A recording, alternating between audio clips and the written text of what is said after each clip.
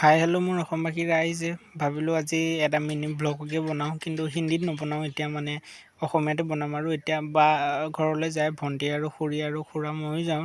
ইহঁতকেইটাও আহি কৈছে hi hello', ময়ো আছোঁ তেনেকৈ। আৰু ৰাস্তাটো বহুত বেয়া হৈ আছে, বৰষুণৰ ফলত গাড়ীখন উলিয়াবলৈ দিগদাৰ হৈছে অলপ।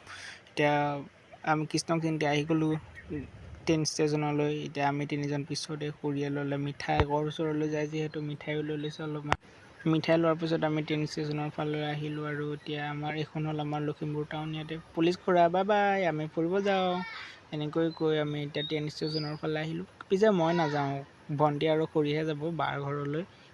ভিৰ দেখিছে আমাৰ লখিমপুৰ টাউনত। এয়া আমাৰ মানে অহা অলপ পলম হ'ল, যিহেতু টিকেট কাটিবলৈ নহ'লে ডাইৰেক্ট গুচি অহা হ'ল। মানে এতিয়া ট্ৰেইনতে উঠিলে, ট্ৰেইন যাবই হ'ল। এতিয়া আজিলৈ ইমানেই ব্লগ ট্ৰেইনত উঠাকণ মই দেখাবই নাপালোঁ। যি কি নহওক, ব্লগটো আজিলৈ ইমানেই ভাল পালে লাইক কমেণ্ট শ্বেয়াৰ ছাবস্ক্ৰাইব কৰি